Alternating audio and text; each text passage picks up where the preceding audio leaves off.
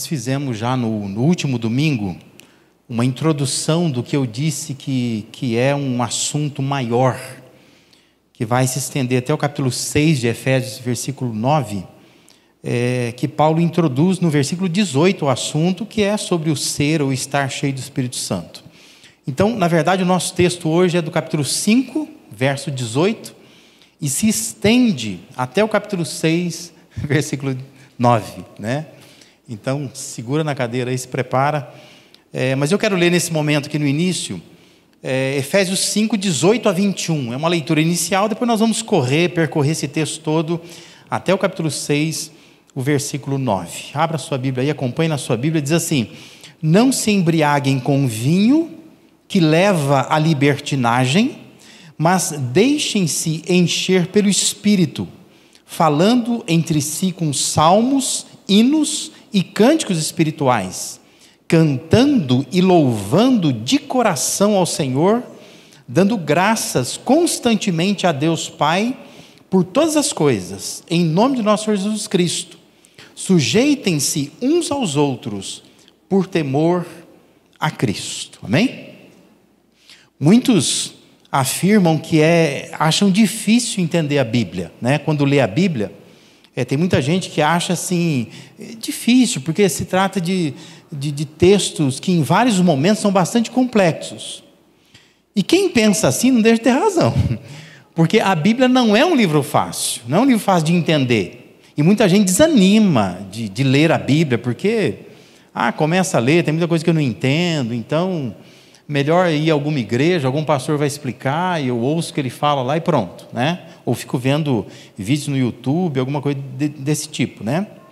Mas quem pensa assim tem razão, porque, de fato, algumas porções bíblicas exigem certa atenção, eu diria mais que isso. Na verdade, alguns textos bíblicos requerem um certo conhecimento mesmo, né? Para poder entender o texto, conhecimento da estrutura, da literatura, até do contexto da época, como que as coisas funcionavam naquela época, porque assim você consegue entender melhor o texto. Então, estou dizendo tudo isso por quê? Para dizer o seguinte, que o texto que nós temos hoje em mãos aqui, o Efésios capítulo 5, do versículo 18, até o capítulo 6, versículo 9, é um texto um tanto complexo, ele não é tão simples assim, né? Então, o que eu quero fazer? Vai mudar aqui ou não vai? Não vai. Não funcionou daqui.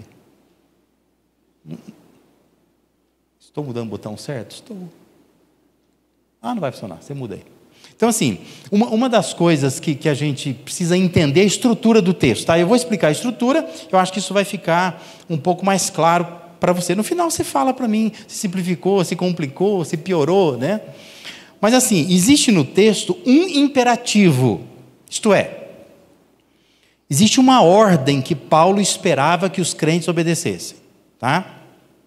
Porque quando você lê um texto bíblico, você fala assim, o que ele quer que eu faça? Então é um imperativo. O imperativo é um modo, né, de um verbo lá na língua grega. Então assim, saiba só isso, é uma ordem. Então, existe um imperativo no texto. E existem 3 esferas, 3 lugares, locais, ou instâncias da vida, dimensões, aonde se espera aplicar essa ordem que ele está dando. Você vai perguntar, qual é a ordem? Então, vamos lá. Qual é a ordem? Versículo 18 tem a ordem. Diz assim, não se embriaguem com vinho que leva à libertinagem, mas deixem-se encher pelo Espírito. Então, essa é a ordem. Entenda que no mundo antigo era comum a embriaguez misturada com a religião. Em muitos cultos religiosos, como por exemplo o culto a Dionísio na cultura grega, eram cultos regados a vinho, a bebida alcoólica, né? Então, isso era muito comum. E era um culto cheio de extravagâncias, porque na verdade as pessoas estavam bêbadas, né? Mas a ideia é assim, os deuses tomaram, alegraram o coração das pessoas. Mas na verdade, o que tinha alegrado era o vinho, né? Era a bebida, que a pessoa estava embriagada. Então Paulo exorta para que permitam que o Espírito Santo os controle. Ou seja, faça um culto sem embriaguez, sem beber. E da mesma forma que o vinho conduz uma pessoa, né? Quando ela se embriaga, ela perde o controle, ela está no controle do vinho. Paulo está dizendo, permita que o Espírito de Deus controle você, que tenha controle, exerça controle sobre a sua vida. Não dá para estender, nem para aprofundar muito agora aqui, mas no Antigo Testamento, o Espírito Santo, ele vinha sobre uma pessoa para capacitar a pessoa para fazer alguma coisa. Já no Novo Testamento, a dinâmica do Espírito Santo é um pouco diferente. Porque a dinâmica do Espírito do Novo Testamento é que o Espírito habita na pessoa.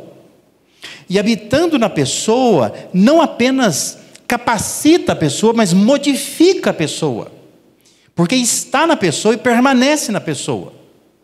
Ou seja, no Novo Testamento é uma ação mais permanente. No Antigo Testamento você lê, por exemplo, lê lá a Sansão. O Espírito de Deus vem sobre Sansão fazer ele fazer uma coisa. Ele é capacitado para isso. E pronto, o Espírito vai embora. Então ele recebe uma capacidade. Mas no Novo Testamento a pessoa recebe o Espírito Santo permanentemente. O Espírito Santo não só capacita, mas modifica o ser da pessoa. A pessoa acaba mudando mesmo. Se você observar, por exemplo, Gálatas capítulo 5, aquelas virtudes que compõem o chamado fruto do Espírito, essas virtudes, elas têm a ver com a capacidade do Espírito Santo. Quer dizer, o Espírito Santo enche a pessoa e faz a pessoa ser alguma coisa. E você vai ver lá que praticamente todas as virtudes do Espírito Santo, que é o fruto do Espírito, têm a ver com a convivência com as pessoas, né? Amor, alegria, benignidade, bondade, domínio próprio, são coisas que têm a ver com nossos relacionamentos, né? E se você pegar as 15 obras da carne descritas em Gálatas 5, das 15 obras, 8 estão relacionadas a esse universo das relações humanas, do convívio com as pessoas, né? Então, a ordem é essa, a ordem é, não se embriaguem com vinho, porque isso leva à libertinagem. Algumas traduções vão dizer que leva à dissolução, ao descontrole, mas deixem-se encher pelo Espírito. Então, essa é a ordem. Qual é a outra pergunta? Quais são as esferas, né? Ou seja, quais são os espaços, as dimensões, as áreas aonde esta ordem precisa ser aplicada? Estão aí, ó. A congregação é um lugar onde nós precisamos aplicar esse princípio, ou seja, a igreja, né, o culto, a comunhão é um lugar, está no versículo 19 a 20. A casa ou a família é um outro lugar, um outro espaço, isso está nos versículos 22 até o capítulo 6, versículo 4. E também a carreira, o trabalho, a carreira profissional, que está no capítulo 6, versículos de 5 a 9. Então, as orientações, elas caminham da comunidade da igreja para fora da igreja. Porque é da igreja que parte a instrução. Então, começa na igreja, vai para casa e chega até o trabalho, né? São instâncias maiores na vida de um cristão. Claro que nesse meio tem muitas outras coisas, né? Mas se você pensar só na sua vida de igreja, sua vida em família, sua vida no trabalho, nós estamos falando de duas grandes dimensões da nossa vida, do nosso dia a dia, né? Que ocupa a nossa semana. Ser cheio do Espírito Santo, então, não se trata de manifestações delirantes no ambiente do culto. Que é isso que muitas vezes a gente ouve ou vê igrejas e pastores apregoando. Dizendo que quando a pessoa está cheia do Espírito Santo, no culto acontece alguma coisa, ela cai no chão, ela começa a girar dentro da igreja, ela começa a falar umas coisas estranhas, não é? E ela parece de fato embriagada. Você quer que eu teste aqui? Eu testo. Olha, funcionou. Obrigado. Agora está funcionando aqui. Agora eu tenho controle, né? Não está mais no controle deles ali. Mas o que o texto mostra aqui, o que a Bíblia mostra de fato, é que não são essas manifestações de delírio de uma pessoa, mas são sinais claros na vida da pessoa que vão revelar que ela está debaixo do controle do Espírito de Deus. Sinais esses que podem e precisam ser vistos na igreja, claro, mas tem que escoar para o ambiente familiar. E tem que chegar lá, naquele ambiente profissional, que é o ambiente que ocupa a maior parte da sua semana. Já contabilizou? Você está mais no trabalho do que em qualquer lugar. Pelo menos consciente, acordado, né? Ou não, sei lá. Mas assim, você pode até estar, em termos de horário, eu estou mais em casa, mas em casa você está dormindo, boa parte do tempo, né? Atuando, fazendo, falando, pensando, interagindo, você está no trabalho, a maior parte do tempo da sua semana. Faz uma continha depois, você vai descobrir isso, tá? Isso me faz lembrar essa frase do Spurgeon, né? Que diz: para um homem que vive para Deus, nada é secular, tudo é sagrado. Porque nós passamos a estratificar a nossa vida, né? Aqui é vida religiosa, lá fora eu tenho uma vida secular. E Spurgeon diz que não. Para um homem que vive para Deus, ou para uma mulher que vive para Deus, nada é secular, tudo é religioso, tudo é sagrado. Aonde eu estou vivendo para Deus, né? Se você prestou toda a atenção naquelas esferas, você percebeu que ficou um versículo de fora, né? Que é esse versículo 21. Por que ele está de fora? Porque esse versículo 21, a frase que diz assim: sujeitem-se uns aos outros por temor a Cristo, é algo interessante, porque não é nem uma ordem e não está em nenhuma esfera. Mas esse sujeitem-se uns aos outros por temor a Cristo é um princípio. Princípio que Deus espera que a gente coloque para poder fazer sentido tudo isso. Muitas versões, elas acabam até traduzindo de forma a combinar com os verbos anteriores, né? Se você, dependendo da Bíblia que você tem, vai dizer que é falando, cantando, louvando, dando graças, e aí acrescentam, sujeitando uns aos outros por temor a Cristo, né? Mas não é, de fato, uma boa tradução quando se faz assim. Porque os indícios são de que há uma ordem. A ordem é: encha com o Espírito Santo, deixa o Espírito Santo controlar. Existem 3 áreas de aplicação dessa ordem, que nós estamos vendo ali: a congregação, a casa e a carreira. Mas também há um princípio para que a ordem funcione nas áreas. É por temor de Cristo sujeitar uns aos outros, na igreja, no trabalho, na família ou em casa. Parece clara essa necessidade de se respeitar o princípio para que a ordem funcione. Porque a resposta do cristão à ordem geralmente vai ser assim: mas sabe que eu não consigo deixar o Espírito de Deus me controlar. Nem na igreja, muito menos na família, no trabalho então nem se fala, né? Agora, por quê? Porque você está cheio de si. E quando você está cheio de si, você é incapaz de se sujeitar ao outro por temor a Cristo. Então presta atenção numa coisa: você jamais vai experimentar o que é ser cheio do Espírito Santo. Você jamais vai experimentar o que é controle do Espírito Santo se você primeiro não aprender a sujeitar o outro por temor a Cristo. Você não vai conseguir. Porque Deus está dando uma ordem pela caneta de Paulo. Deus está dando locais, espaços, dimensões, esferas, onde você precisa cumprir essa ordem, que é na igreja, é na família e é no trabalho. Mas você só vai conseguir cumprir essa ordem se você entender e aplicar na sua vida esse princípio, aprender a sujeitar o outro por temor a Cristo, pelo temor de Cristo. Isso vai afetar diretamente a sua convivência na igreja, na família e no trabalho. Muitos dos nossos problemas de convívio, de convivência na igreja, na família, no trabalho, têm a ver com a falta de vivência deste princípio. Saber sujeitar o outro por temor a Cristo. Muito bem. Então, vamos aos sinais, né? Quais são os sinais de que o Espírito de Deus tem controle na vida de um cristão? Então deixa eu mexer um pouco com todo o texto aqui.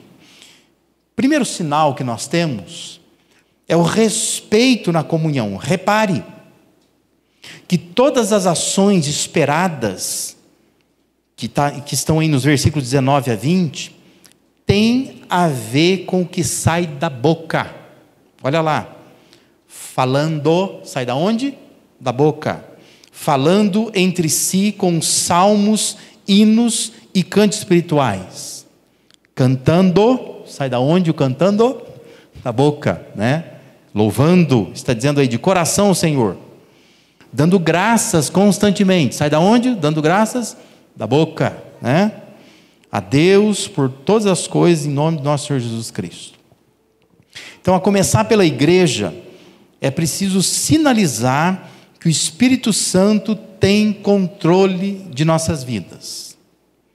E esse controle começa pela comunicação, pela conversação, pelo conteúdo que sai da boca. As falas entre os membros da igreja precisam ser salmos, hinos, cânticos espirituais. Isso é uma correção do linguajar, é uma direção do assunto. Vamos falar sobre o quê? Vamos falar sobre salmos. Vamos falar sobre cantos espirituais, né? Vamos falar sobre hinos. É uma direção do assunto. O canto, o louvor é para ser feito de coração ao Senhor. Não é para ser feito mecanicamente, não é? De qualquer maneira. Mas de coração ao Senhor. A boca é para soltar palavras de gratidão a Deus por todas as coisas, o texto está dizendo aí. Isso produz uma comunhão respeitosa, relações genuinamente leais, uma convivência altamente saudável. Pessoas controladas pelo Espírito de Deus não ficam depreciando os irmãos. Pessoas que são controladas pelo Espírito de Deus não fazem comentários maldosos, não ficam diminuindo o valor dos outros, não ficam implicando com as outras pessoas, não ficam criticando. Mas pessoas que são controladas pelo Espírito de Deus, elas inserem nas suas conversas salmos, hinos, cantos espirituais. Consequentemente, elas louvam a Deus de coração, o louvor é muito mais sincero, e ao invés de murmurarem, elas dão graças constantemente por tudo a Deus. Amém? E fazem assim, por quê? Elas fazem assim porque elas compreendem um princípio fundamental. Eu me sujeito ao outro por temor a Cristo. Então eu não tenho que criticar ninguém, eu não tenho que falar mal de ninguém, eu não tenho que diminuir ninguém. Porque esse alguém de quem eu quero falar, eu preciso me sujeitar a essa pessoa por temor a Cristo. E quando eu entendo esse princípio, eu consigo obedecer o que Deus está determinando. Pessoas cheias do Espírito Santo desenvolvem respeito na comunhão. Queria muito que você pensasse nisso nesta noite, né? Se você consegue ter uma comunhão respeitosa. Porque às vezes a gente começa a vir na igreja, é maravilhoso, né? Povo desconhecido, gente cheirosa, povo simpático, né? Você acha tudo maravilhoso. Mas com o tempo, você vai ajustando, vai se acostumando, vai vendo que o cheiro não é tão bom assim, né? Você vai acostumando com as coisas, vai vendo que tem um defeitinho aqui, uma coisinha ali. Aí você começa aquela tentação de achar assim que tem muita coisa errada nesse lugar, né? Mas é nesta hora que você precisa pensar assim, eu preciso desenvolver uma comunhão respeitosa. Eu conheço esse povo, eu sei das falhas, eu entendo que são diferentes de mim, mas eu respeito. Então eu não diminuo, eu não desprezo, eu não descarto, mas eu aprendo a viver em comunhão com esse povo. Porque se eu consigo fazer isso, isto é um sinal de que o Espírito Santo de Deus está me controlando. Amém? Segundo lugar, qual é o outro sinal de pessoas cheias do Espírito Santo? Ó, que palavra bonita e moderna. Resiliência em casa, né? Resiliência é uma palavra da moda. A gente ouve muito falar em resiliência hoje em dia. Mas resiliência é um conceito atual, né, dos dias atuais, que trata-se dessa capacidade de lidar com os problemas. A pessoa é resiliente, ela sabe lidar com os problemas, ela sabe se adaptar às mudanças, né? A vida vai para cá, para lá, ela sabe se adaptar, ela consegue superar obstáculos, ela consegue resistir à pressão de situações muito controversas, adversas. Para a psicologia, a resiliência é a capacidade que cada ser humano tem para se adaptar e crescer após situações de crise. Mas resiliência diz respeito a prosseguir quando você tem todos os motivos para desistir. Isso é resiliência, não é? Uma pessoa resiliente é aquela pessoa assim, que ela tem, ou ela está convivendo com uma situação que ela tem tudo para desistir, mas ela resolve, eu vou prosseguir. Você fica olhando e fala, por que essa pessoa prossegue? Você vai dizer, ela é resiliente. Ela tem resiliência, né? Observe que da igreja, as orientações de Paulo, elas fluem para casa, mostrando as conexões que existem entre homem e mulher, conexão que existe entre casamento e Cristo e igreja, conexão que existe entre pais e filhos, filhos e pais. E para que essas conexões elas perdurem e com qualidade, é preciso resiliência. Os versos 22 a 24 orientam as esposas. Olha lá. Mulheres, sujeitem-se a seus maridos como ao Senhor, pois o marido é o cabeça da mulher, como também Cristo é o cabeça da igreja, que é o seu corpo, do qual ele é o Salvador. Assim como a igreja está sujeita a Cristo, também as mulheres estejam em tudo sujeitas aos seus maridos. É fácil para a mulher ser submissa no contexto da casa? Não, não é. Pelo menos nos últimos 27 anos que eu tenho trabalhado com casais, aconselhado casais e ouvido muitas mulheres, né? Não é fácil. Algumas resistem bravamente, né? Essa ideia de submissão. Não é fácil para a mulher ser submissa. Tanto que a Bíblia tem que orientar, né? Se fosse fácil, não precisaria nem mandar. Mas se existe uma orientação, é porque não é fácil para a mulher. Mas a motivação, percebam, é para a mulher se sujeitar como ao Senhor. Eu queria muito que você, mulher, abrisse os seus ouvidos, prestasse atenção numa coisa. Ou seja, a submissão da mulher ao marido não é necessariamente por causa do marido. Mas a submissão da mulher ao marido é por causa de Deus. Você consegue entender isso? Todas as vezes que você diz, eu resisto a essa ideia e eu não vou ser submissa ao marido, coisa nenhuma. Isso é coisa do passado. O apóstolo Paulo era machista, né?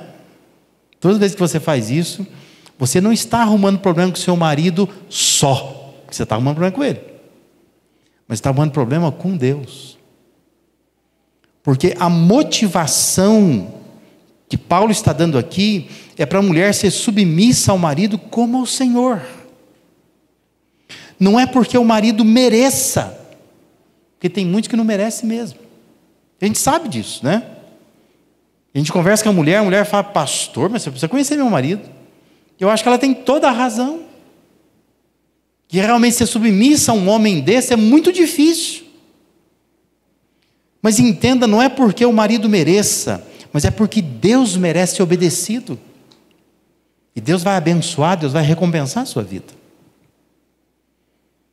Então é muito importante que a mulher entenda isso. Mulheres cheias do Espírito Santo são mulheres que conseguem viver submissão, não porque o marido merece, não, mas é porque Deus merece ser obedecido.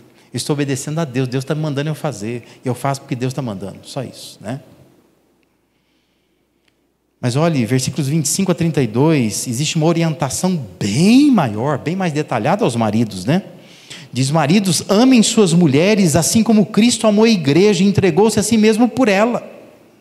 E a recomendação ao marido, então, vai, né? Detalhando, mostrando o que Cristo fez pela igreja. Mas essa recomendação ao marido não tem a ver com domínio, mas tem a ver com amor, tem a ver com entrega, tem a ver com zelo, tem a ver com cuidado. É fácil. Para o homem é fácil amar uma mulher como Cristo amou a igreja? Não, não é fácil. Precisa resiliência para isso. Mas o homem é chamado a imitar Cristo. E por isso também não significa necessariamente que a mulher mereça. Que eu também sei que tem muitos homens que estão dizendo assim: mas pastor, vou fazer um filminho da minha mulher te mostrar. Não é fácil amar essa mulher, né? E eu acredito, né? Sinceramente eu acredito que não seja fácil amar essa mulher. Mas não é porque ela merece, mas é porque Deus merece ser obedecido. E é Deus que está dizendo para você: ame a sua mulher, ame. Porque senão você vai arrumar um problema comigo, com Deus, né? Então obedeça a Deus e deixe que Deus vai resolver as questões, Deus vai abençoar o seu casamento. Aliás, esse é um erro de muitos casais, né? Os casais ficam tentando resolver o problema entre eles, e eles não percebem que existe um problema maior deles com Deus, né? Se aproxima de Deus, obedece a Deus. Se cada um obedecer o que Deus fala, a coisa funciona direitinho, porque é uma organização de Deus. Deus organizou para funcionar direitinho. É que você vai lá e começa a mexer, né? E quando você mexe, você estraga, e esse acaba sendo o problema. O verso 33 faz um resumo, dizendo assim: portanto, cada um de vocês também ame a sua mulher como a si mesmo, e a mulher trate o marido com todo respeito. É um resumo. Mulheres, vocês precisam respeitar os seus maridos, homens precisam amar a sua mulher como a si mesmos. O capítulo 6, versículo de 1 a 3, orienta os filhos, dizendo: filhos, obedeçam a seus pais no Senhor, pois isso é justo. Honra teu pai e tua mãe, este é o primeiro mandamento com promessa, para que tudo te corra bem e tenhas longa vida sobre a terra. É fácil obedecer pai e mãe? Não é. Não é. É fácil honrar pai e mãe? Não é. Porque honrar tem a ver com aquela coisa de você já saiu de casa, você já casou, você já tem teus filhos, mas você tem o teu pai e tua mãe, você tem que ficar honrando esse pai e essa mãe. É fácil honrar? Não é fácil. Eu acompanho um monte de gente que tem pai e mãe vivo, velhinho, que reclama. O filho vai lá e honra, o filho deu casa, o filho assiste, o filho paga plano de saúde, mas o velhinho chato, né? Você vai lá visitar o velhinho e fala assim: meu filho não cuida de mim. E cuida sim, você conhece o filho faz o melhor que ele pode. Mas não, para o pai não está honrando. É fácil fazer isso? Não é fácil. Eu sei que não é fácil. Mas com resiliência você se adapta e você cresce no meio disso, né? Não é fácil para uma adolescente, um jovem, obedecer o pai e a mãe. Não é fácil. Mas o texto está dizendo assim, a orientação de Paulo é: façam isso no Senhor, porque é um mandamento do Senhor, que vem acompanhado de uma promessa do Senhor. Percebe? O problema dos filhos não é com os pais, é com Deus também. Façam para o Senhor. E Deus tem uma recompensa que vem dele também para os filhos.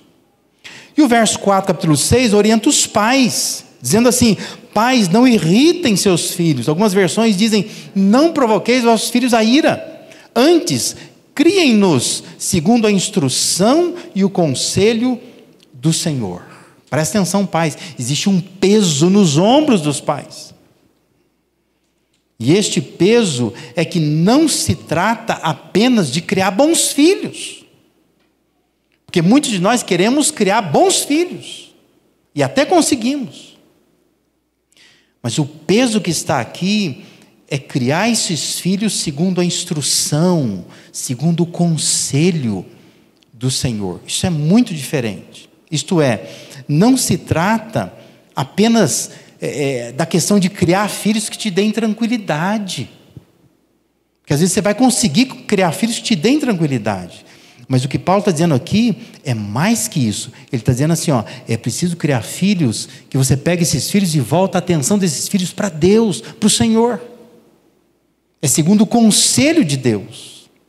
Você pode ter ótimos filhos, mas eles não dão nenhuma atenção para o Senhor.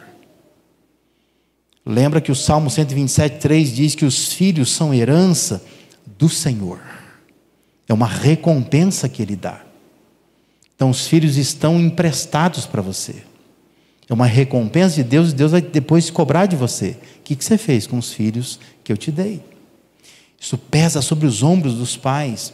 Nós precisamos criar os nossos filhos não apenas para serem bons cidadãos, mas para serem excelentes cristãos. Pessoas de Deus, que deem atenção para Deus, que servem a Deus, que testemunham de Deus. Isso é fácil? Não é fácil.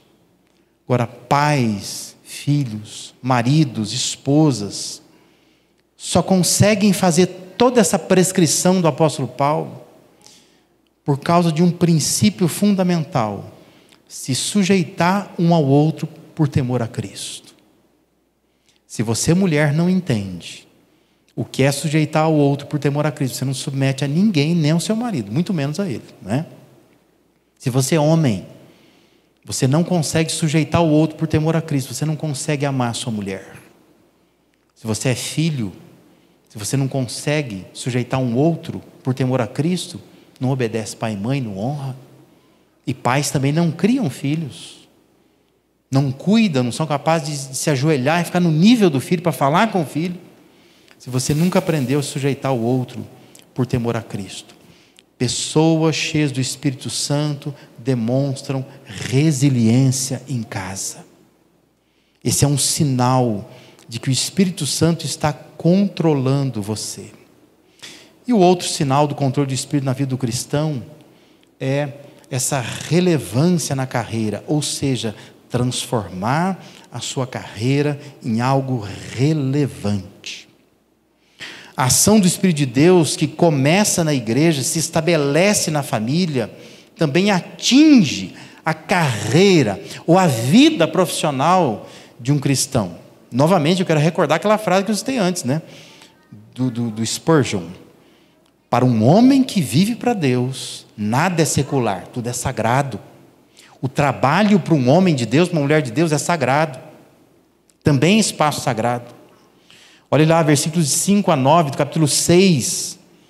Paulo diz: escravos ou servos, obedeçam aos seus senhores terrenos com respeito e temor, com sinceridade de coração, como a Cristo. Obedeçam-lhes, não apenas para agradá-los quando eles os observam, mas como escravos de Cristo, fazendo de coração a vontade de Deus. Sirvam aos seus senhores de boa vontade, como ao Senhor, e não aos homens, porque vocês sabem que o Senhor recompensará a cada um pelo bem que praticar. Seja escravo, seja livre. Vocês, senhores, tratem seus escravos da mesma forma, não os ameacem, uma vez que vocês sabem que o Senhor deles e o de vocês está nos céus, e Ele não faz diferença entre as pessoas. No tempo, né, em que o texto, na época em que o texto foi escrito aqui, a relação profissional se dava entre escravos e senhores, né, e vice-versa. Nossa relação profissional hoje se dá entre empregado e patrão, e vice-versa, né, patrão e empregado.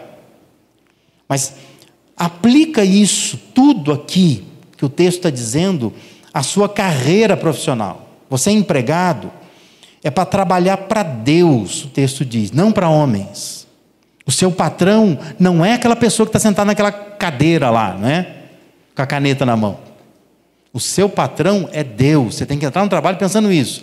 Hoje eu vou trabalhar para Deus, não é para o dono da empresa, não é para o meu supervisor, não é para o meu encarregado. Eu estou aqui para servir a Deus, estou trabalhando para Deus.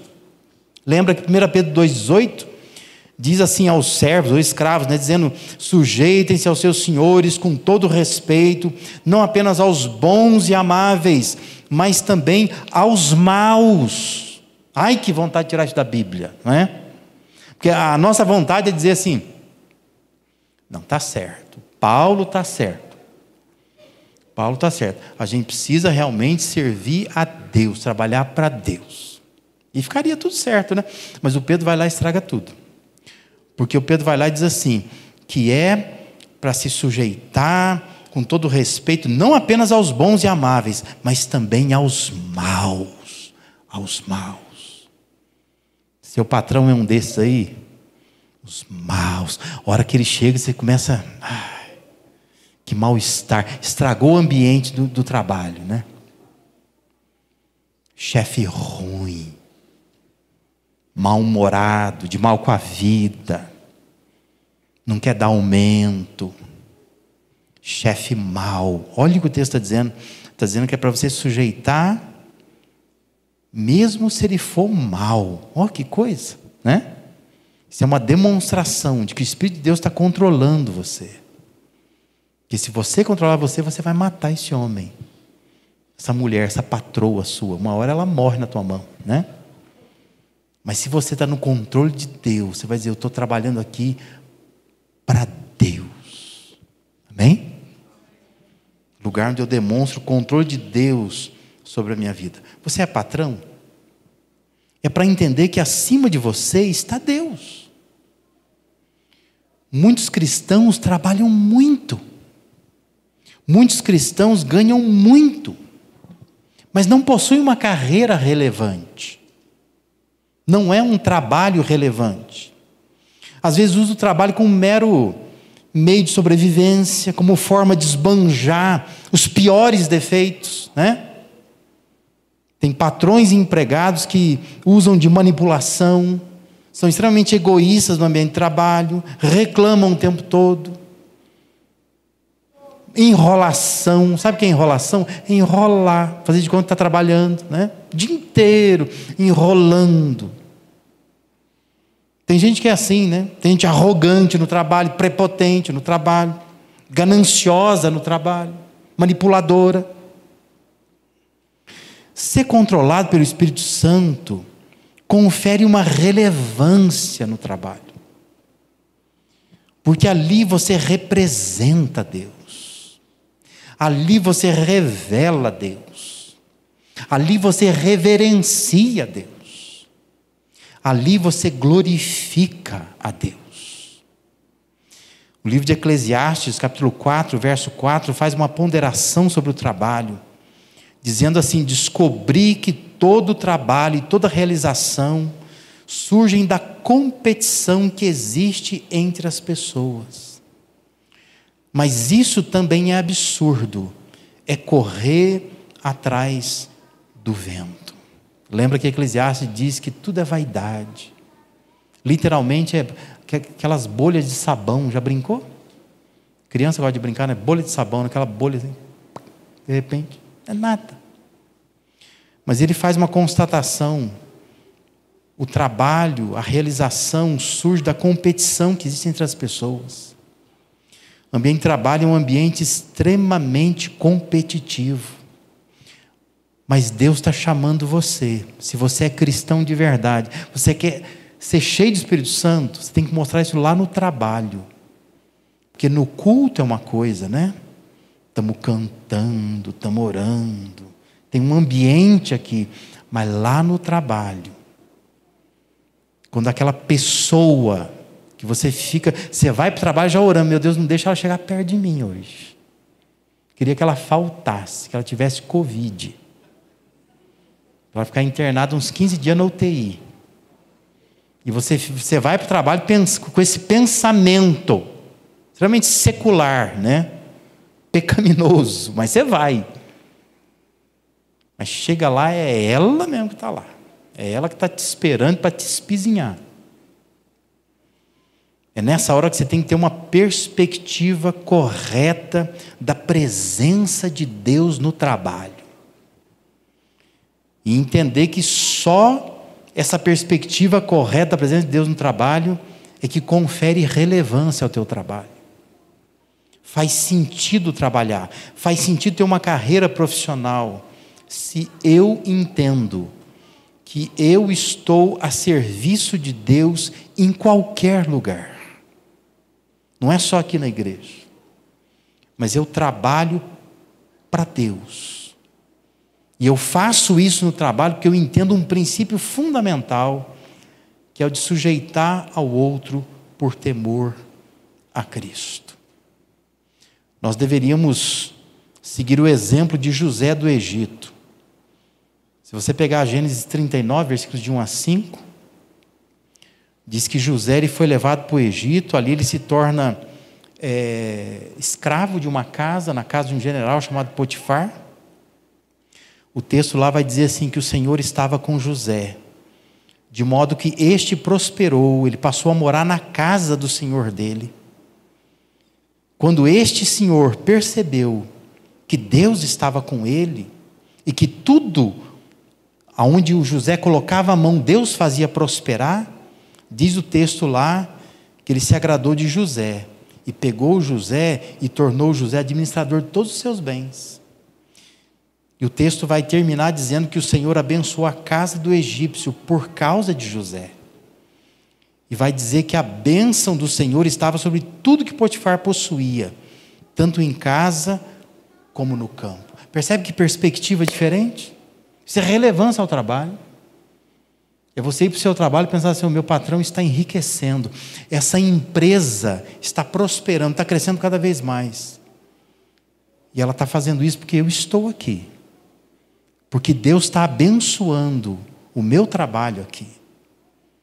Eu não preciso ficar querendo ter o que ele tem, eu não preciso ficar fazendo coisas para atrapalhar a empresa onde eu estou trabalhando. Mas eu estou aqui para abençoar. E se Deus quer abençoar o meu patrão, o dono dessa empresa, o problema não é meu. A minha função é ser luz de Deus aqui. É revelar, é representar Deus, é reverenciar Deus neste lugar. Percebe? Uma pessoa cheia do Espírito Santo, ela destaca na carreira profissional. Seu trabalho é relevante. Ela vai subindo de posto. Não por ganância. Não porque está manipulando ninguém. Mas porque Deus, aonde ela põe a mão, Deus faz prosperar. E quem está em volta não é bobo, percebe, né? Essa pessoa precisa ser destacada mais, precisa de um posto maior, porque Deus está fazendo ela prosperar na onde ela está colocando a sua mão. Avalie um pouco a sua vida nessa noite. Esses sinais, eles podem ser vistos na sua vida. Há respeito na sua comunhão com a igreja. Você vem para a igreja com muito respeito. Você fala da igreja com muito respeito durante a semana. Você fala de pessoas individuais, de irmãos da igreja com muito respeito. Você trata de fato com respeito. Há resiliência lá na sua experiência familiar. Você é uma pessoa resiliente. Está se esforçando para fazer a sua parte lá com resiliência. Há relevância na sua carreira profissional. Ela é relevante? Ou ela é apenas um fim em si mesmo? Outro dia eu compartilhei na internet, quero compartilhar aqui de novo, essa frase do John Wesley, que diz assim, uma oração dele na verdade, ele diz, Senhor, não deixe que vivamos para sermos inúteis. E essa deveria ser a minha e a sua oração. Deus, não deixa que eu viva para ser uma pessoa inútil. Se você não vive controlado pelo Espírito Santo de Deus, a vida acaba por ser inútil. Tenha uma vida mais útil. Começa aqui na igreja, comunhão extremamente respeitosa, sincera, relações leais, relacionamentos de alto nível. Vai para casa, tomando conta de você em casa, fazendo de você mulher, uma mulher de Deus ali em casa, submissa ao marido, ao homem, né? Um homem que ama a mulher, que se entrega, que respeita, que cuida, fazendo dos filhos obedientes, dos pais, bons pais, pais cuidadosos com os filhos. Vai lá para o trabalho, carreira profissional, tomando conta da sua carreira profissional. Aonde você põe a mão, Deus fazendo prosperar, que você está ali trabalhando não para homens, mas está ali trabalhando para Deus. Amém?